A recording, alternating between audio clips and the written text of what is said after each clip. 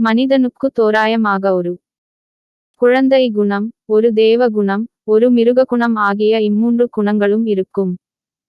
ஆனால் சில மனிதருக்கு மிருக குணம் மட்டுமே இருக்கும்.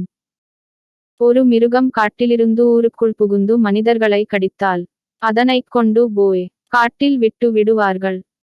அதே மிருகம் மறுபடியும் ஊருக்குள் புகுந்து மனிதர்களை கடித்தால் அந்த மிருகத்தை கூண்டிலடைத்து விடுவார்கள்.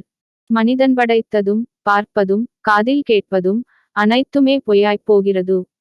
மனிதன் படைத்தது அனைத்துமே அழியக்கூடியது.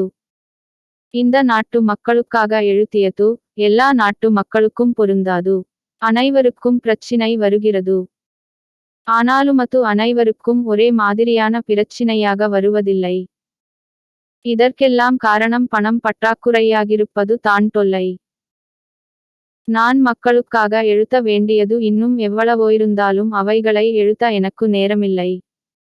இதனை படிக்கும் புதிய வாடிக்கையாளர் பலருக்கும் தானாக முன்வந்து நம் சேனலுக்கு சப்ஸ்கிரைப் செய்ய மனமுமில்லை. ஆனாலும் பரவாயில்லை.